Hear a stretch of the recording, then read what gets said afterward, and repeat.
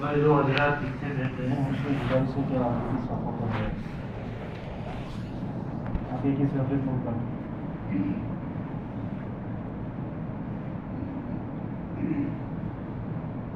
الحمدللہ وکفى وسلام علی عباده الذین اصطفى، اما بعد، اعوذ باللہ من الشیطان الرجیم، بسم اللہ الرحمن الرحیم، یا ایھا الذین آمنوا لا تلہکم اموالکم ولا اولادکم عن ذکر اللہ ومن یفعل ذلک فاولئک هم الخاسرون۔ صدق اللہ العظیم۔ درود شریف پر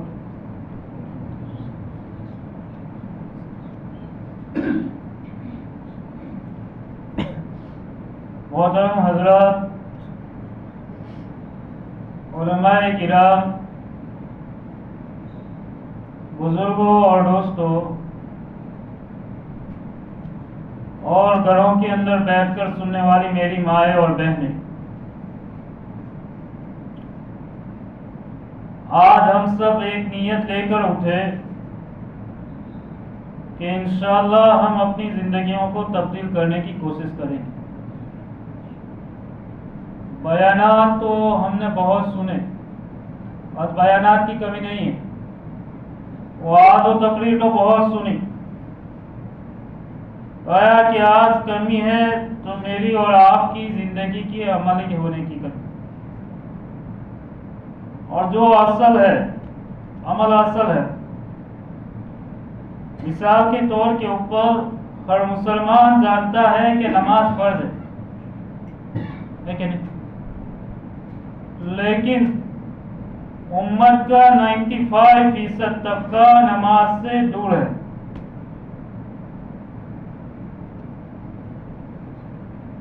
تو آج ماحول کیا بنا ہے کہ ہم نے تھوڑا سا سن لیا، پھر بات وہ اور بیان کری، اب پھر پوچھے کہ کیا بات بیان کی، کہا کہ کہیں خبر نہیں آ رہا، اور بیان کری۔ میرے دوست و بزرگوں، آج ہم لوگ کانوں کی لذتوں کے لیے بیانات سنتے ہیں، اس میں بھی پھر لذت کرتے ہیں کہ میرا مولوی صاحب ہارو بیان کرے، میرا ہارو کرے۔ تو بھائی سبھی عالم دین کی بات بتاتے ہیں، میرے اور آپ کی زندگی عمل کے اندر کتنی ہے یہ اصل سوچنا۔ اس لیے آپ حضرات سے ہماری گزارش ہے کہ بھائی یہاں پر ہر ایک بیٹھا ہوا کہنے والا بھی محتاج ہے اور آپ بھی محتاج ہے۔ ایک بات ہمیشہ یاد رکھیے، جس طریقے سے اللہ کی ذات کسی کی محتاج نہیں ہے، اسی طریقے سے اللہ کا دین بھی کسی کا محتاج نہیں ہے۔ وہ جب چاہے، جس طریقے سے چاہے، جس وقت چاہے، وہ کسی سے بھی دین کا کام ہے، وہ ہم سے لے رہا ہے، یہ ہماری خوش نصیبی کہ اللہ تعالیٰ ہم سے لے رہا ہے۔ اس لیے انشاءاللہ پہلی نیت یہ کرتے ہو کہ ہم عمل کریں گے۔ اللہ تعالیٰ نے مجھے اور آپ کو جو ہے ایمان کے بعد دو بڑی نعمتوں سے نوازا ہے۔ اس کے اندر ایک ہے مال اور ایک ہے اولاد۔ مال یہ اللہ کی سب سے بڑی نعمت ہے۔ اگر انسان صحیح طریقے سے مال کو نہیں لگائے گا تو پھر وہ نہ لگنے کی جگہوں کے اوپر لگ جائے گا اور وہ خواہشاتوں کے پیچھے لگے گا، اور جب خواہشاتوں کے پیچھے لگے گا تو اللہ تعالیٰ کی طرف سے حالات آئیں گے، اور جب اللہ تعالیٰ کی طرف سے پکڑے آئے گی تو پھر تم جتنی بھی چیخو پکار کرو گے پھر کوئی چھڑانے والا نہیں ہوگا۔ آپ اگلی قوموں کے واقعات پڑھیے، میرے اور آپ کے پاس تو کچھ بھی نہیں ہے، ہاں میرے اور آپ کے پاس تو کچھ بھی نہیں۔ حضرت مولانا علی میاں صاحب ندوی رحمۃ اللہ علیہ جب برما کے سفر کے اندر گئے تو اس وقت پوری دنیا کے اندر برما کی کرنسی جو ہے سب سے اونچے لیول کے اوپر تھی، जिस तरीके से आज दीनार सबसे ऊंचे लेवल के ऊपर है, उस टाइम के ऊपर बर्मा की करेंसी जो है सबसे ऊंचे लेवल के ऊपर थी। और उस टाइम के अंदर दुनिया के अंदर सबसे पहला टेप रिकॉर्डर जो है बर्मा वालों के पास था। तो उस वक्त हजरत मौलाना अली मियां साहब नदवी रहमतुल्लाह अलैह ने फरमाया था कि बर्मा वालों, अल्लाह की दी हुई ये नेमत माल जो तुम्हारे पास है उसकी कदर कर लो। अगर ये अल्लाह के दीन के पीछे नहीं लगा तो एक वक्त ऐसा आएगा कि तुम्हें खाने के भी ख्वाबे पड़ जाए। हाँ, वो अल्लाह वाले होते हैं, वो अपनी निगाहों से देखते हैं। लेकिन और अल्लाह ताला ने वहां कैसे माल दिया और कैसी जमीनात दी थी, हम लोग विंगों के अंदर गिनते हैं गिनती कि मारी वाला अतला विंगो से, मारी वाला अतला एकड़ से। अब 5-10 एकड़ हो तो वो जमीन से अद्धर चलता है, 5-10 करोड़ रुपया आ गए तो वो जमीन से अद्धर चलता है। हमारा जो कोई नहीं, वहां किलोमीटर के अंदर जमीनें मापी जाती है कि मेरी इतने किलोमीटर तक जमीन थी, मेरी इतने किलोमीटर। अब हालात आए 1960 के अंदर, जिस तरीके से यहाँ पर नोटबंदी हुई उसी तरीके से वहां पर भी नोटबंदी की गई और गवर्नमेंट ने ऐलान किया कि जिसके पास जितना माल होगा जमा करवाना पड़ेगा और हिसाब देना पड़ेगा। और फिर हालात इतने खतरनाक आए कि लोगों की इज्जतें लूटी गई और मारा गया और कहा गया कि जो है यहाँ से कितने लोग, उसकी वाइफ वहां आ गई तो लोग यहाँ पर चले आए, किसी का भाई वहां आ गया बाहर यहाँ चले आए और मारे पीटे रहे। अल्लाह ताला ने वो दिन भी दिखाए। तो जो लोग थे यहाँ पर आए हुए वो रोते हैं और कहते हैं कि उस वक्त हजरत मौलाना अली मियां साहब नदवी ने कहा था, हाँ, अल्लाह वाले होते। तो मेरे दोस्तों, मेरे कहने का मतलब ये है कि माल जब ख्वाहिशातों के पीछे लगता है तो अल्लाह की तरफ से पकड़े आती। हाँ, इस उम्मत के ऊपर एक बड़ा फितना तादारी कौम का गुजरा, तादारी कौम।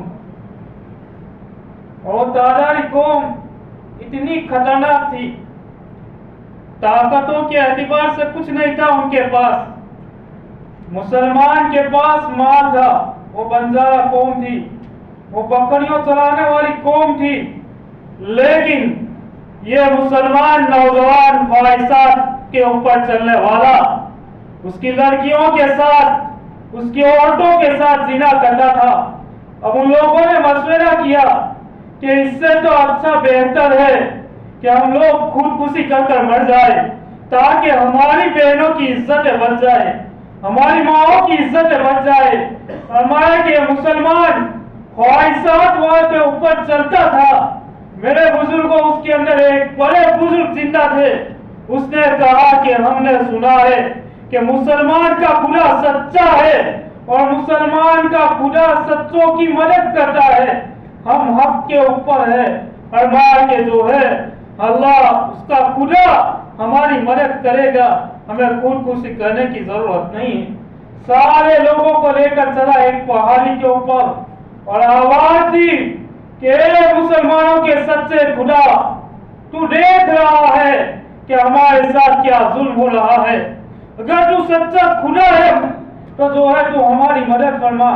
लिखा है कि आवाज आई गैब से कि आपकी मदद की जाएगी।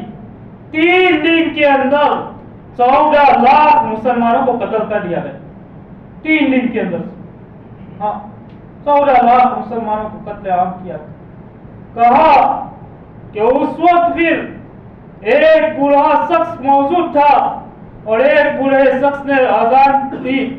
तो वो जो मैडम थी, जो तादारी कौम की सरदार थी, उसने आजान की आवाज सुनी। उसने कहा कि ये कौन है कि आजान की आवाज देता है।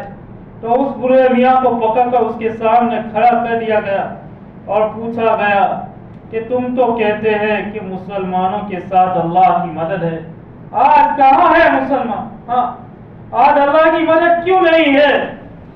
تو اس بوڑھے میاں نے کہا کہ مسلمانوں کے ساتھ ہی اللہ کی مدد، اور مسلمان فرمایا کہ مسلمانوں کا خدا سچا ہی ہے۔ ہاں پھر اس بوڑھے میاں نے سمجھایا کہ آپ کے پاس جو بکریوں کے ریوڑ ہے تو وہ آپ جو ہے ان کو رکھنے کے لیے شکاری کتے رکھتے، تو کہا کہ شکاری کتے کیوں رکھتے ہو؟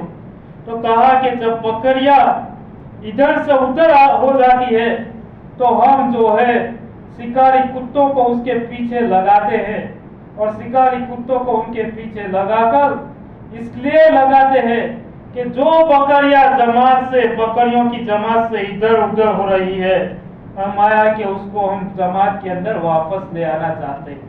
تو کہا کہ جو ہے اللہ تعالیٰ بھی ہمیں یہی سمجھانا چاہتے ہیں کہ مسلمانوں آپس کے اندر لڑائیاں مت کرو، آپس کے اندر لڑائیاں نہ کرو۔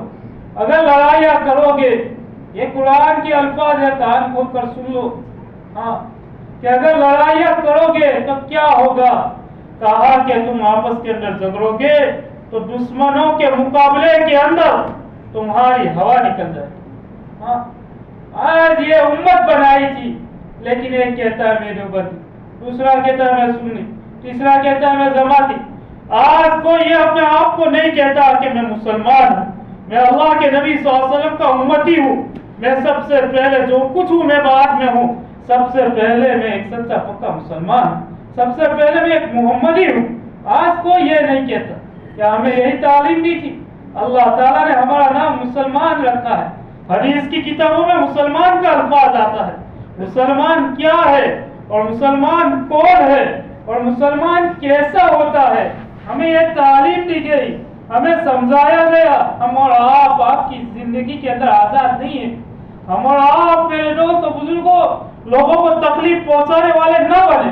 ہمیں سمجھایا گیا کہ مسلمان نہیں، مسلمان نہیں، مسلمان نہیں، قسم کھا کر یہ بات فرمائی گئی۔ کہا کہ کون؟ کہا کہ وہ مسلمان کہ جو پیٹ بھر کر کھانا کھائے اور اس کا پڑوسی بھوکا ہو۔ اب پڑوسی کے اندر کوئی بھی ہو سکتا ہے، کسی بھی قوم کا ہو سکتا ہے۔ کیا ہمارے اخلاق یہ تھے؟ کیا اس مال نے ہمیں کہاں سے کہاں پہنچا دیا؟ اگر یہ مال اللہ کے دین کے پیچھے نہیں لگا، یاد رکھ لینا اور کان کھول کر سن لینا آج کی اس مجلس کے اندر کہ اگر یہ مال اللہ کے دین کے پیچھے نہیں لگا اور یہ اولادوں کو دین نہیں سکھایا اور اللہ کے احکام نہیں سکھائے تو یہ آنے والی اولادیں تمہاری جو ہے بھیک مانگے گی۔ فرمایا حضرت خواجہ حسن نظامی نام کے بزرگ فرماتے ہیں کہ میں ایک مرتبہ دلی کی جامع مسجد کے اوپر جو ہے تھا، شام کا وقت تھا، میں نے دیکھا کہ ایک بوڑھا آدمی بھیک مانگ رہا ہے۔ فرمایا کہ جو ہے میں نے سوچ دیا کہ یہ جو بھیک مانگ رہا ہے یہ کوئی عام انسان نہیں ہے، یہ بڑے خاندان کا لگتا ہے۔ حضرت خواجہ حسن نظامی نام کے بزرگ فرماتے ہیں کہ میں اس کے بعد فرمایا کہ تھوڑی دیر اس کے پیچھے پیچھے ہو لیا، وہ جمنا ندی کے کنارے جہاں غریبوں کی جھوپڑیاں ہوتی ہے وہاں وہ اندر چلا گیا۔ حضرت خواجہ حسن نظامی نام کے بزرگ فرماتے ہیں کہ اس کے پیچھے پیچھے میں چلا گیا اور پھر میں نے اس سے پوچھا کہ آپ کون ہیں؟ وہ غریب فقیر کہتا ہے کہ تم کون ہو کہ جو آج اس فرمایا کہ اس غریب کی جھوپڑی کے اندر آ گئے۔ وہ خواجہ حسن نظامی نام کے بزرگ اپنا پورا پریچے دیتے ہیں اور اپنا انٹروڈکشن کراتے ہیں کہ میں یہ ہوں، میں یہ ہوں۔ پھر وہ پوچھتے ہیں اس فقیر سے کہ بتاؤ آپ کون ہو؟ اور وہ بڑا فقیر بتانے کے لیے تیار نہیں ہے۔ فرمایا کہ بڑا فقیر بتا۔ حضرت خواجہ حسن نظامی نام کے بزرگ بہت اصرار کرتے ہیں کہ نہیں بتانا پڑے گا کہ تم کون ہو۔ فرمایا کہ وہ اپنی روتی ہوئی آنکھ سے فرماتا ہے کہ سننا چاہتے ہو میں کون ہوں؟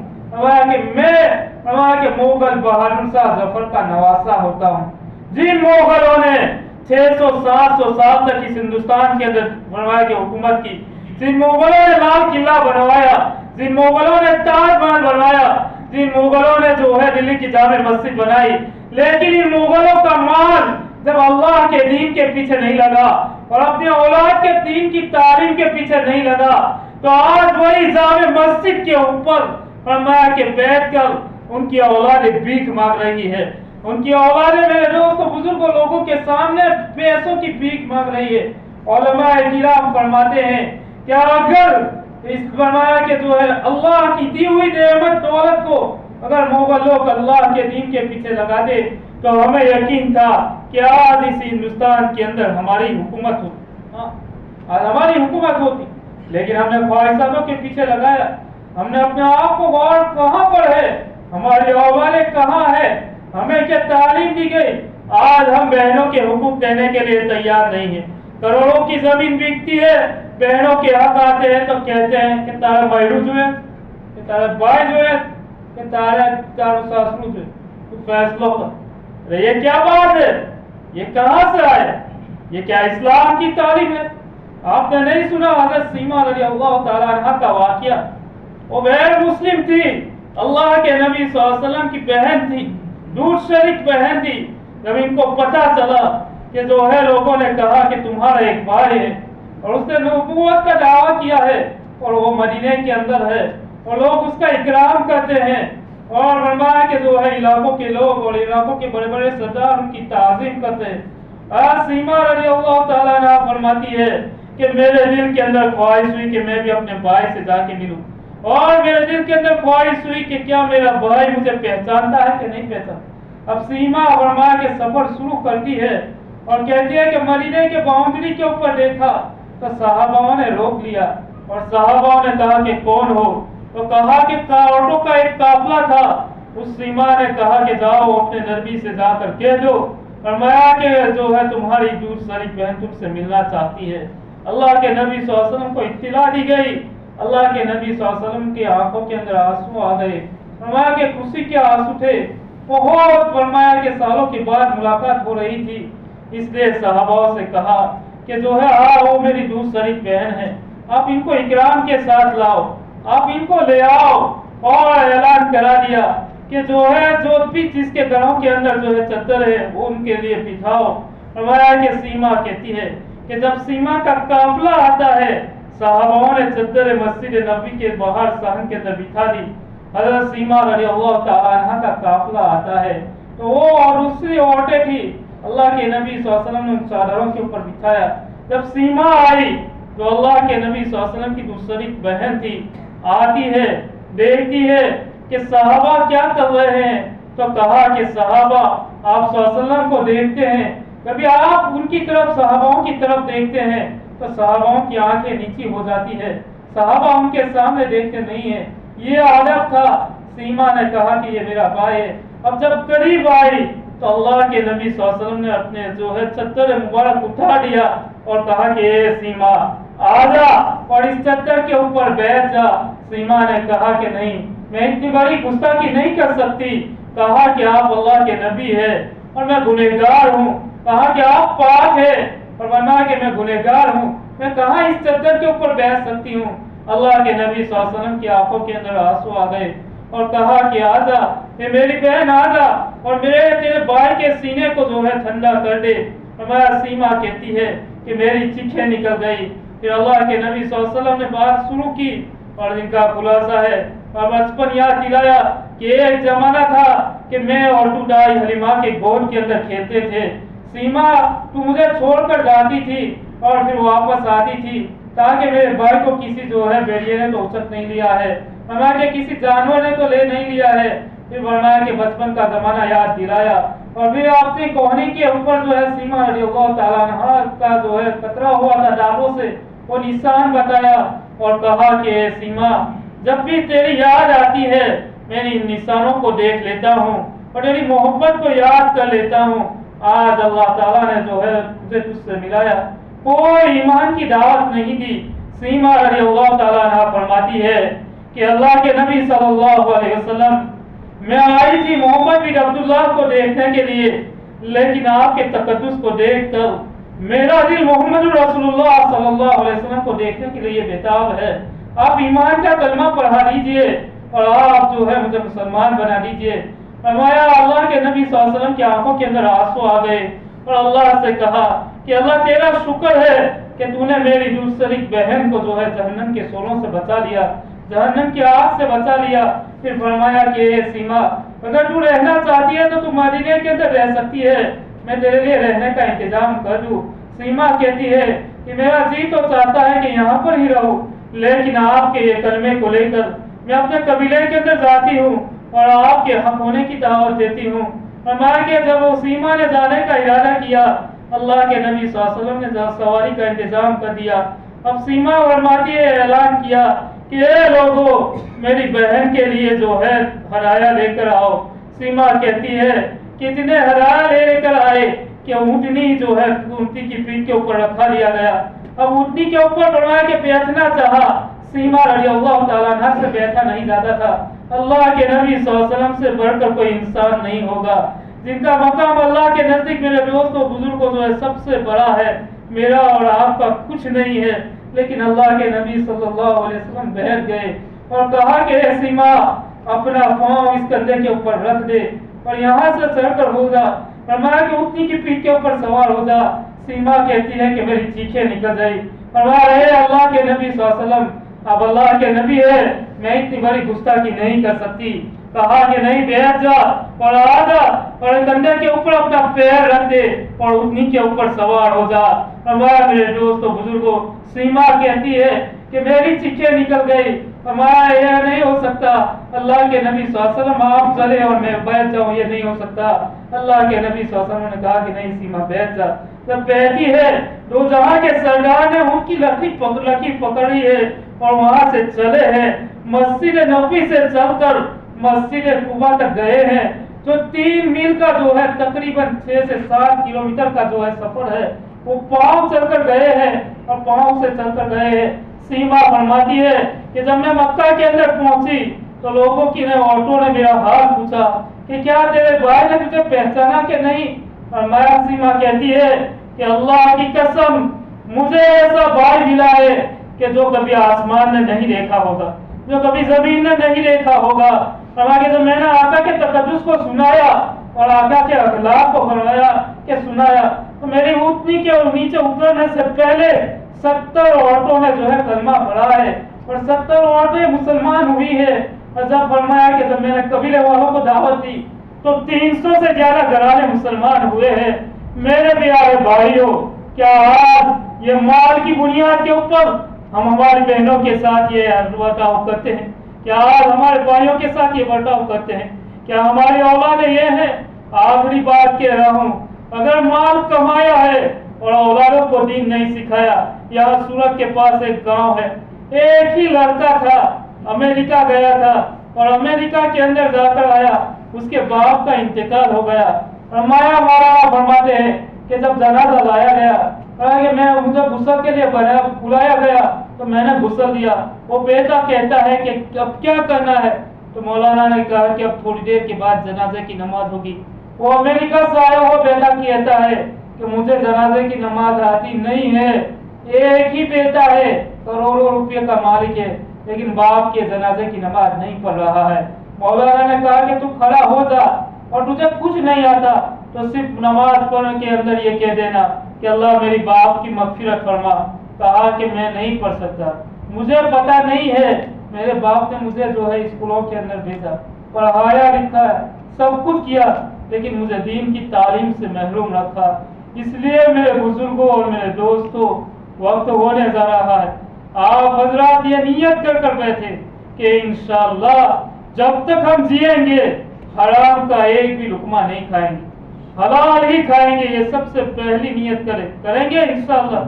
اور دوسری نیت یہ کر جائے کہ جس چیز کے حق باقی ہے، چاہے بھائی کا ہو، چاہے بہنوں کا ہو، چاہے بیویوں کا ہو، چاہے جس کا بھی ہو، ہم اس کو ادا کرنے کی کوشش کریں گے۔ اور یہ جو ہے یہ ہماری مسجد ہے، اس کے لیے میں نے ایک ترتیب سوچی ہے کہ غریب سے غریب مصلی کا بھی جو ہے اس کے اندر پیسہ لگ جائے، اور مالدار سے مالدار مصلی کا بھی پیسہ لگ جائے، اور مردوں کا بھی پیسہ لگ جائے، اور ہمارے گھر کے عورتیں سن رہی ہیں اس کا بھی پیسہ لگ جائے۔ اس کے لیے یہ گنہگار فقیر آپ سے ایک بھیک مانگ رہا ہے کہ یہاں پر آیا ہوا ہر مصلی کم از कम अज कम रोजाना के 10 रुपया दे। मैं आपसे ज्यादा नहीं मांग रहा हूँ, रोजाना के एक दिन के कितने 10 रुपये, तो हर महीने के 300 रुपये होंगे और हर वाला 200 रुपया दे, हर महीने से 200 रुपया। मैं आपसे कोई ज्यादा रकम नहीं। तो हर बाजार अपनी ख्वाहिशात के मुताबिक जितना लिखाना चाहे इतना लिखा सकते हैं। जो हमारे हजरात है, ट्रस्टी हजरात इमरान भाई है, फारूक भाई है, उन सबसे मुलाकात कर हमारे इमाम साहब है, उनसे मिलकर आप लिखवा सकते हैं। लेकिन जो भी गरीब हजरात है, जो भी हजरात है मालिक, ये फकीर आपसे ये भीख मांगने आया है और इस मस्जिद का निभाव खर्च हर साल के एतबार से 6 लाख रुपये होने जा रहा है। तो ये हमारी ही मस्जिद है, ये पंखे हम यूज करते हैं, ये ऐसे हम यूज करते हैं, ये सब हम यूज करते हैं। तो इंशाअल्लाह आपसे दरखास्त है कि आप लगाओगे इंशाअल्लाह। कौन कौन कहता है इंशाअल्लाह, हाथ करेगा भाई, और मुसल्ली लगाएगा भाई इंशाअल्लाह 10 रुपया होगा। अल्लाह ताला जो है हम सबको कहने सुनने से ज्यादा अमल की तौफीक नसीब करे। आमीन। सुभान अल्लाह।